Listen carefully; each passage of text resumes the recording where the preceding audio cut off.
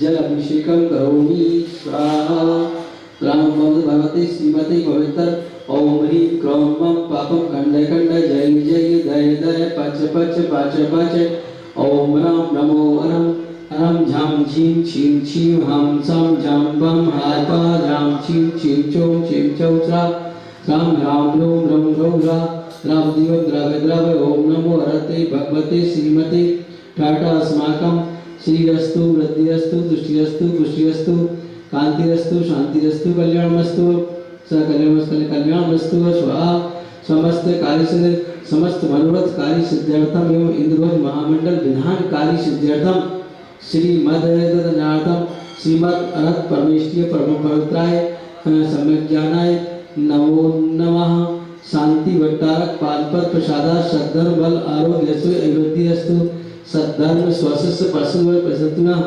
ओम विश्वादया वर्धमान पर्यंतस अनंतो भगवंता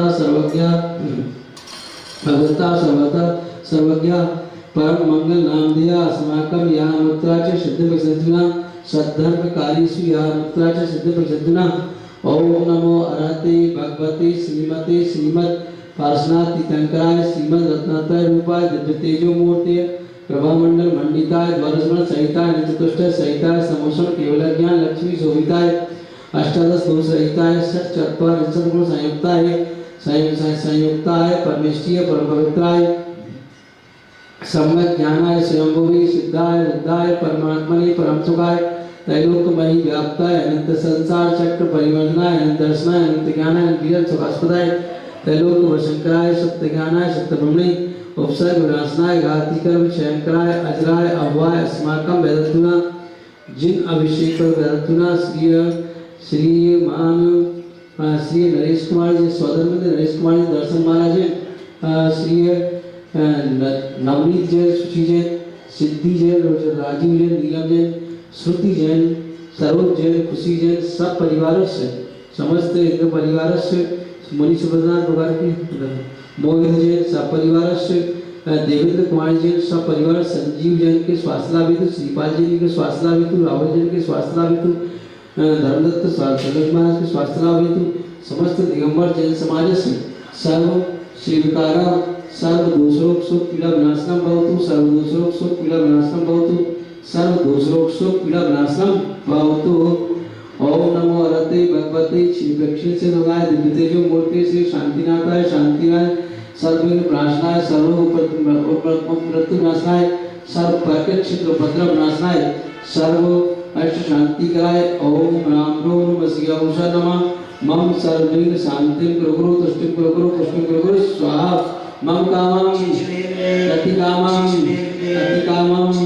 योगं पापमयं च अग्निवायुभयं सर्वशत्रुभयं सर्वविघ्नं सर्वराज्यभयं सर्वचौरभयं सर्वरगभयं सर्वात्मकं भयं सर्वकर्मन्त सर्वमंगलम सर्वशीलरोगम सर्वक्षयरोगम सर्वकुष्ठरोगम सर्वाकृतिकरोगम सर्वनरमारिम सर्वगजमारिम सर्वस्मारिम सर्वगोमारिम सर्वमहिषमारिम सर्वधान्यमारिम सर्वक्षमारिम सर्वफलमारिम सर्वाष्टमारिम सर्ववितासाग्निमयम सर्ववेदनीयम सर्वमोहिनीयम सर्वकर्मष्टकम ओम सुदर्शन महाराज चक्र विक्रम तेजोवन शौर्य शांति पूरे पूरे सर्व जनार्दनाम सर्व अभ्यनंदनाम सर्व गोकुलानंदनाम सर्व राज्यनंदनाम सर्व ग्राम नगर कीर्त करवट बदन बदन धर्मुख सम्मानंदनाम सर्वानंदनाम सर्व यजमानंदनाम सर्व दुःखम हानहन दय दय पच पच कुट कुट शीघ्रम शीघ्रम यत् सुखम त्रिषु लोकेषु व्याधिर्विषम वर्जितम अभयम क्षेम आरोग्यम स्वस्ति अस्तु उदिते शिवमस्तु देवस्तु नित्यमारोग्यस्तु सर्वेषां श्रीमान श्री नरेश कुमार जी दर्शन महाराज जैन सपरिवार श्री नवनीत जैन श्रुति जैन सिद्धि जैन राजीव जैन नीलम जैन श्रुति जैन सरोज जैन खुशी जैन सपरिवार श्री मोहित जैन सपरिवार देवेंद्र कुमार जैन सपरिवार समस्त शांतिधारा करने वाले देखने वाले समस्त दिगंबर जैन समाजस्य श्रीरस्तु गद्दिरस्तु रुचिरस्तु समृद्धिरस्तु कल्याणमस्तु सुखमस्तु ऐगद्दिरस्तु दीर्घायुरस्तु भूतधनान्यं सदा सत्तु धन बल आरोग्यस्तु ऐवद्दिरस्तु ओम ह्रीं श्रीं क्लीं ऐं हरमस्य उशनवा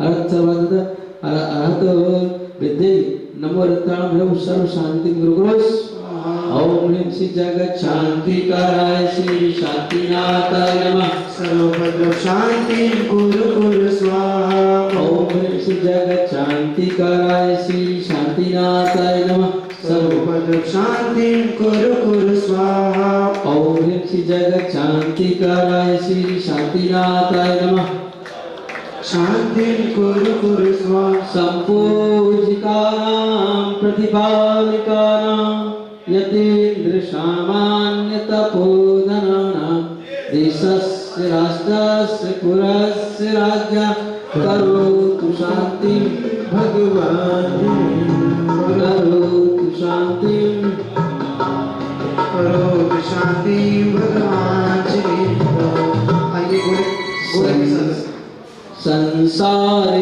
पापी जल पल बस सजीव मिथाल तन मन मोह जर गुण गाऊं बहुत दाल पूजन पाप हरो श्री वीर महाति वीर सर्वति नायक हो जय मर्दमान गुण धीर सर्वति ओम ह्रीं श्री मंदिर की दंगर भगवान महावीर स्वामी चरण का बिरमल अर्घ प्राप्ति चलिए हमारी परंपरा का अर्घ गोले नहीं गोले बात लेते आचार्य शांति चलिए एक बार पूछ गुरुदेव आचार्य से अभिनंदन बहुत गड़बड़ी करते हो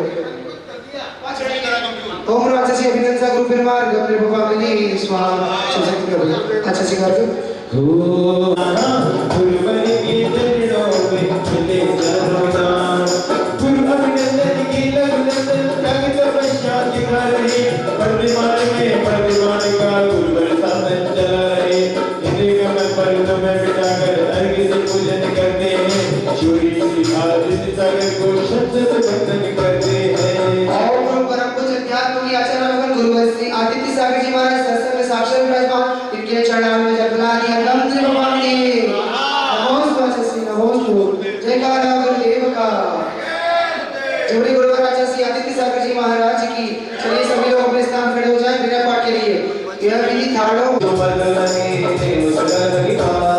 तुमने मैं क्या तुझ में जना मेरी हरो करो ठगीना गुमती डूबल होते तुम्हें इंद्राओ बार इंद्रा में गणपति माटी की हार निकाल जो मैं कहूँ और सो गलती हो जान मेरी तो सोमनी कार्य करो पुकार जो परम गुरु गुरु मंदिर जा विघ्न हरण मंगल कर पूर्ण कर विकार जो भी तो दिल पर नमो नमो शारदाय शिव मगदान विधान लगी जो Action 5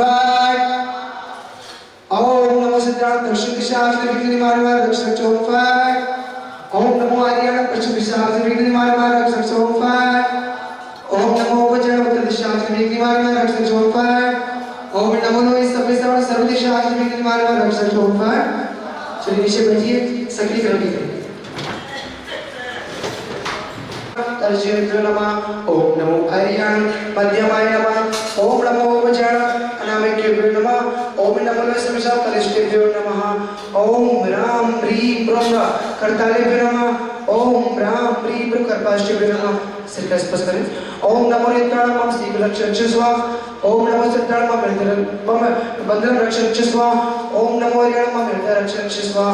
ओम नमो जाणां मम नाभि रक्षरक्ष स्वाहा। दोनों पैर। ओम नमो नमः मम पादरक्षरक्ष स्वाहा। शरीर के ऊपर कुछ क्षेपण करना है। ओम नमो नेत्राणां मम रक्षरक्ष स्वाहा। वस्त्रों के ऊपर। ओम नमो शरीराणां मम वस्त्रं रक्षरक्ष स्वाहा। पूजा द्रव्य। ओम नमो हरियाणां मम पूजा द्रव्य रक्षरक्ष स्वाहा। पूजा स्थल। ओम नमो हरियाणां मम स्थलं रक्षरक्ष स्वाहा। ओम नमो सर्व जगत रक्षरक्ष स्वाहा। चलिए हाथ जोड़िए सब लोग।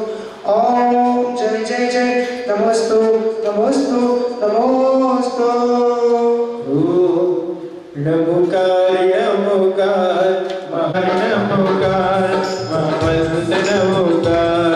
वो नवग्रह उसकी नहीं बख्श में हो, नवग्रह उसकी नहीं। नमोकार नमोकार महावंद नमोकार। अरिहंत हो गई हो, अरिहंतों के लिए खुल गए, अरिहंतों के लिए खुल गए मोक्षपुरी के द्वार। नमोकार नमोकार महावंद नमोकार। नमो अरिहंत नमो सीताराम नमो हरिहर नमो।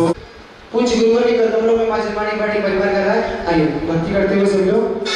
अरे हमको अपना आसरा दो, रसमयी रसना पिला दो। पानी पानी पानी पानी पानी पानी पानी पानी।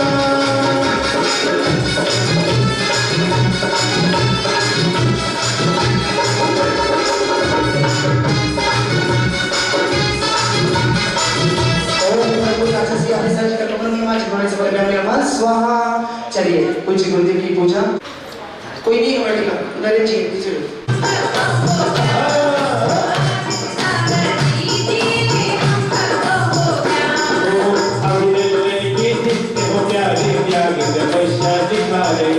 महावीर की चिंता को बढ़ा दे। आदेश सागर गुणगा, आदेश सागर गुणगा हम करते हैं कल्याण।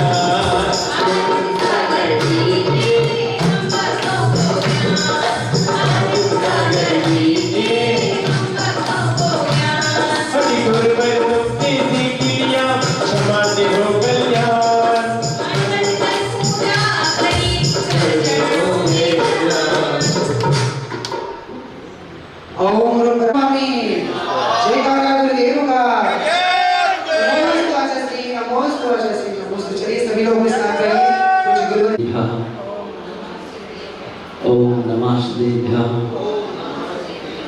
जय श्री ओम नमः शिवाय। ओंकारं बिंदु संयुक्तं नित्यं ध्यायन्ति योगिनः कामदं मोक्षदं चैव ओंकाराय नमो नमः। अभिनिशब्दगण अवगा प्रच्छाल सकल भूतल मलकलंका मुनि भी रूपासित सरसुदा अज्ञान निभ्रांतस्य ज्ञानांजन शलाकया चक्षुरुन्मीलितं तस्मै श्री गुरुवे नमः। तस्मै श्री गुरुवे नमः। तस्मै श्री गुरुवे नमः। देवादिदेव 1008 आदिनाथ भगवान की, देव शासन नायक महावीर भगवान की, 24 तीर्थंकर भगवान की, अनंतानंद शंकर परमेश्वरी भगवान की, वास्तव रत्नाकर आचार्य गुरुवर श्री अभिनंदन सागर जी महाराज की, तीन कामना पड़ो विराजों की महाराज की जय। ध्वज महामंडल विधान की आराधना लगभग समापन की ओर है।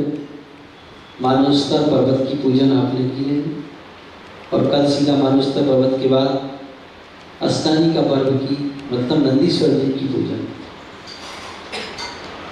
तो इस तरह ही काम जिनेंद्र भगवान की अर्चना, महापूजा, महाकाली जब हम अपने जीवन में कोई विशेष कार्य करने जाते हैं तो सबसे पहले कोई महान पूजा का कार्य आयोजन करते हैं। चक्रवर्ती का ऐसा नियोग रहता है कि जब भी वह कोई भी कार्य करता है तो वह सांसारिक कार्य करने के पहले जिनेंद्र भगवान की महाअर्चना किया करता है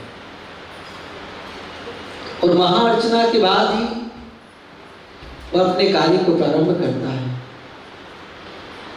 तो ऐसा इसलिए करता है कि महाअर्चना करने से जीवों का पुण्य की वृद्धि हो जाती है और जब पुण्य की वृद्धि हो जाए तो फिर सारे कार्य आसानी से सफल हो जाते, सहज हो जाते। ऐसा जिन आगम में बतलाया गया है।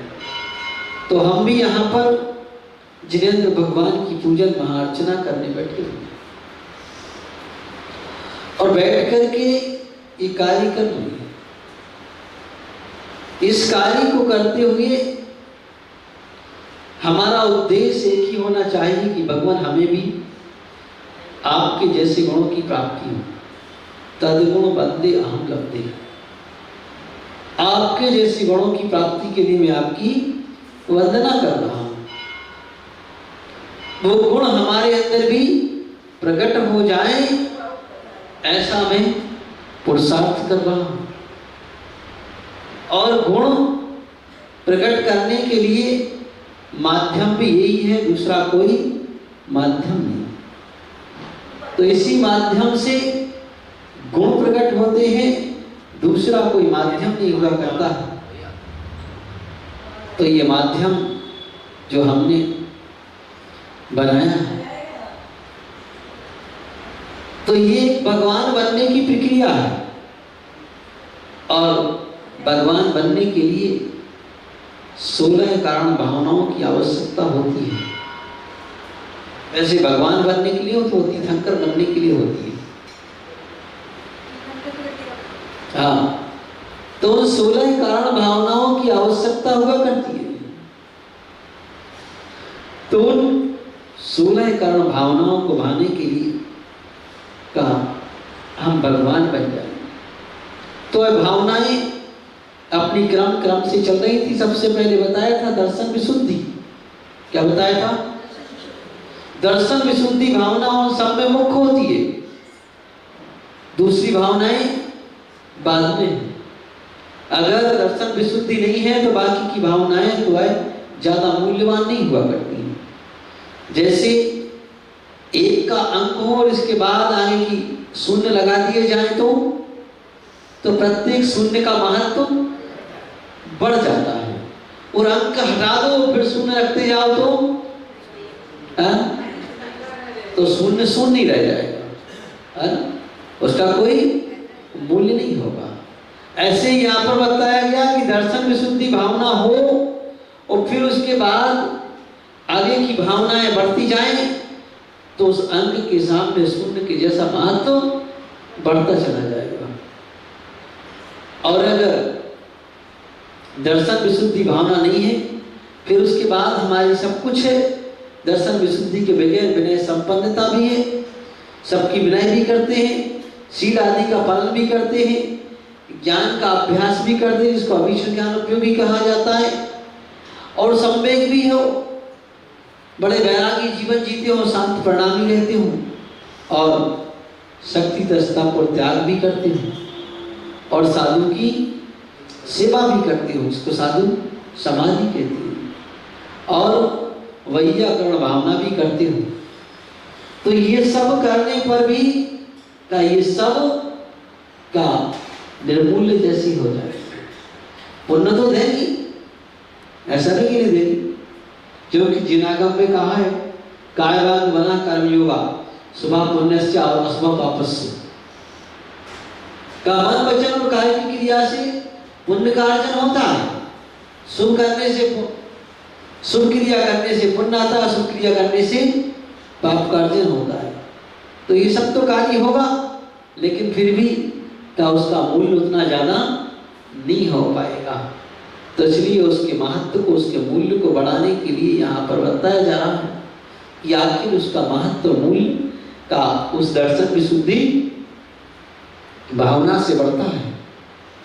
तो अब उस दर्शन विशुद्धि भावना के बाद में आगे बतलाती है कि वैया व्रत के बाद में कहा था अनंत भक्ति भावना, और अनंत भक्ति भावना के बाद में कहा हुआ है आचार्य भक्ति भावना।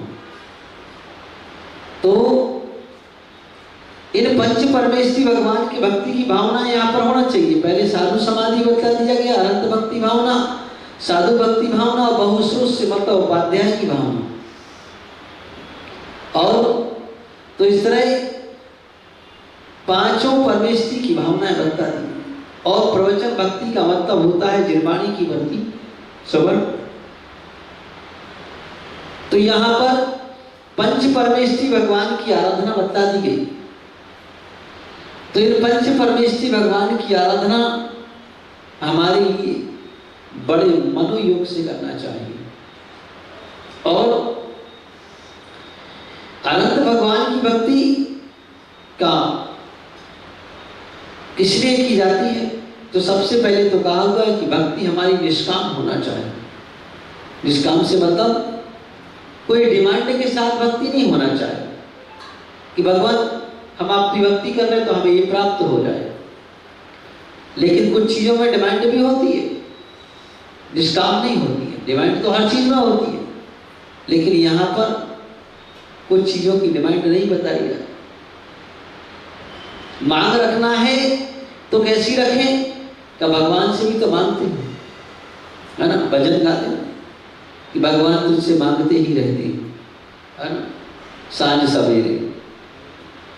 तो क्या भगवान तुझसे मांगते ही रहते हैं सांझ सवेरे? मांगने वाला नहीं है, ठीक बात है, मांग लो सांझ सवेरे, कोई बात नहीं। लेकिन क्या मांगना है ये महत्वपूर्ण चीज है ना? मांगना ये है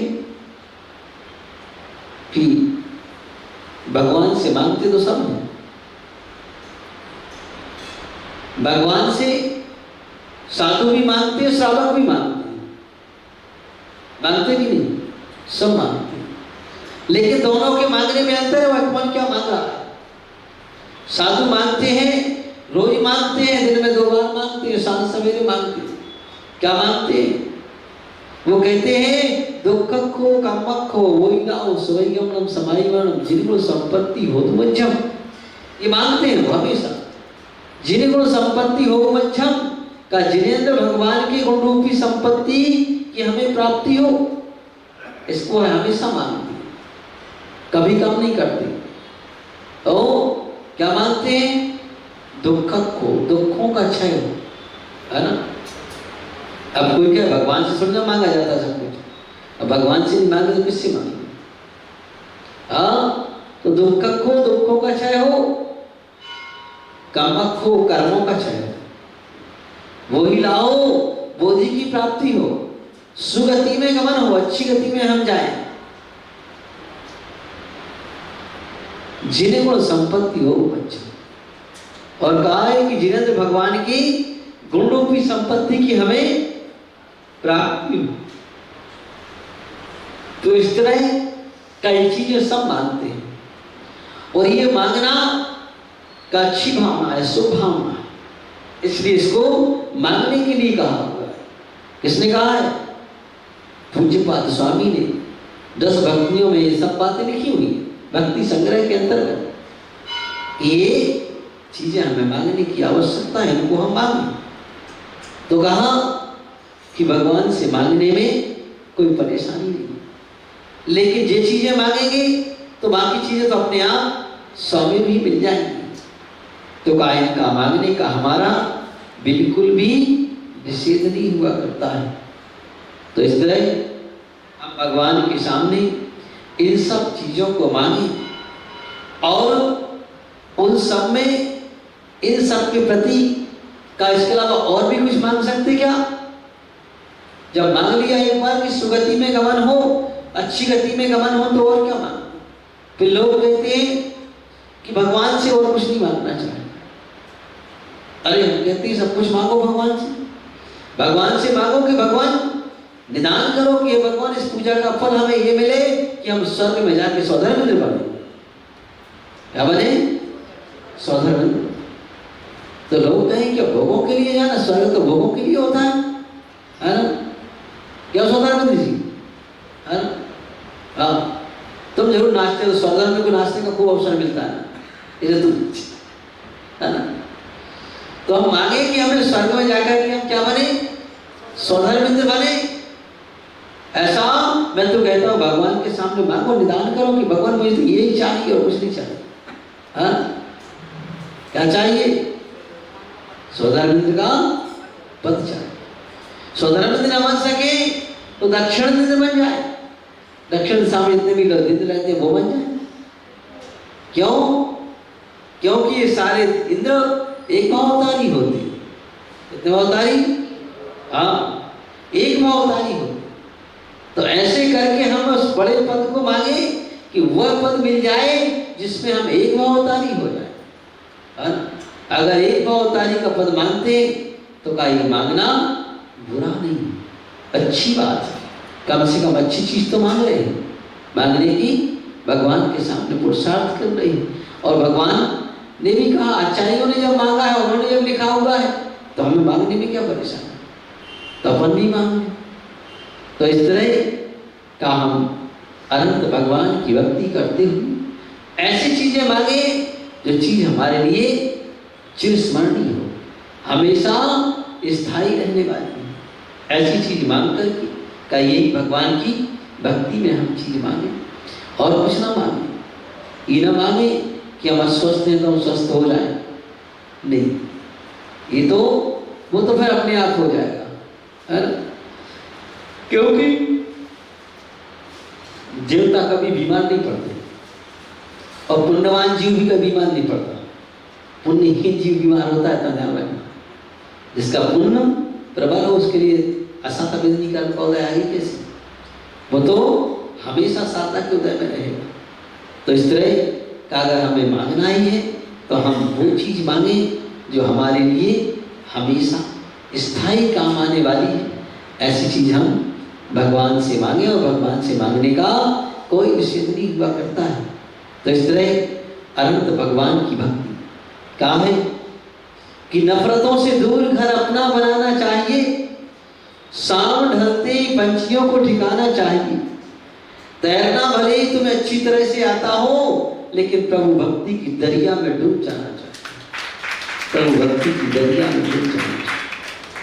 कहा कि प्रभु भक्ति की दरिया ऐसी हो कि जिसमें हम डुबकी लगाएं, डूब करके काम करें, ऊपर ऊपर तैर करके ना करें, है ना? भगवान की भक्ति मक्खी की तरह नहीं, पतंगे की तरह होना चाहिए। किसकी तरह?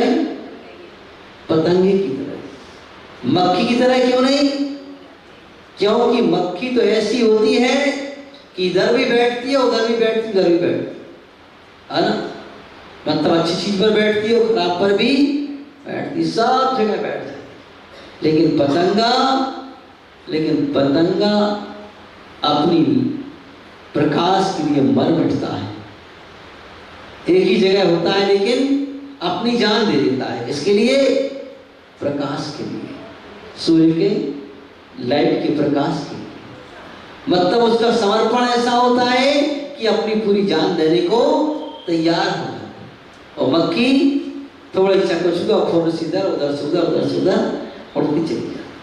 वो कहती है कोई बात नहीं, अच्छी चीज नहीं तो खराब चीज मिली, उससे भी अपना करती। लेकिन पतंगा कभी कंप्रोमाइज नहीं करता है। पतंगा कहता है नहीं, कोई कंप्रोमाइज नहीं। तो इस तरह का हमारी ये भक्ति इस तरह से पूर्ण समर्पणवान हो जिसमें कि हमें ये सब कुछ मिले। तो यहाँ अनंत भक्ति भावना बताई। फिर कहा कि आचार्य भक्ति।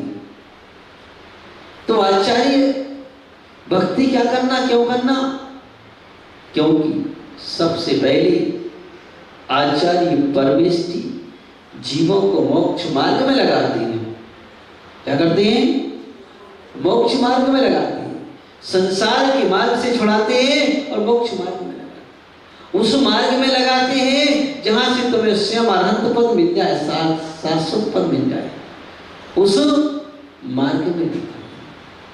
तो इसलिए ऐसे उस मार्ग में लगाने वाले भगवान आचार्य परमेश्वर जो हमें का संसार के मार्ग से छुड़ा करके और इस मार्ग में लगाते हैं। दूसरा कोई लगा नहीं सकता, क्योंकि सामान्य मुनि उस मार्ग पर नहीं लगा सकते, उस मार्ग को बतला सकते हैं, क्योंकि मुनियों को उस पद की दीक्षा देने का अधिकार नहीं है ना। क्योंकि कहा जाता है कि शिष्य अनुग्रह कुशले का आचार्य वही है जो अपने शिष्यों का अनुग्रह मतलब उपकार करते हैं, उपकार करने में कुशल होते हैं।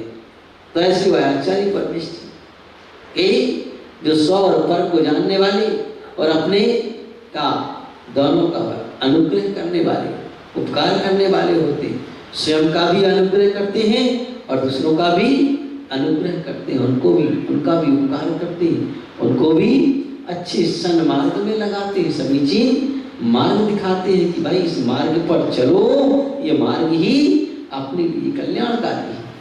तो ऐसे काम आचार्य परमेश्वर की भक्ति करते हैं और का वह इस मार्ग पर लगाते हैं, साथ साथ में अपनी अनुभूति बताते हैं कि हमने उस तत्व की अनुभूति कैसे पाई है, उसका मार्ग तुम भी जान लो। और उसका मार्ग अगर हमने जान लिया तो फिर हमारा जीवन भी सार्थक हो जाता है ना। तो इसलिए का श्रावक का कुल तभी सार्थक होता है, जैन कुल में जन्म लेना तभी सार्थक होता है जब हमारी भक्ति में दम हो, गुरु के प्रति भक्ति हो। और अगर जीवन में गुरु नहीं तो जीवन शुरू नहीं होता। कहा है कि माँ जन्म दे सकती है, पिता जमीन जायदाद दे सकता है, मित्र जश्न दे सकते हैं, पत्नी जवानी दे सकती है, लेकिन जीवन का सही मार्ग और सही राह एकमात्र गुरु ही दिखा सकते हैं, दूसरा कोई भी दिखा सकता। तो इसलिए जीवन की सही राह वह गुरु ही दिखाते हैं और इसलिए हम उनकी गुरु की भक्ति करते हैं। तो ये भक्ति हमारे अंदर होना चाहिए और इस भक्ति से ही हमारा मार्ग प्रशस्त होता है, कल्याण का मार्ग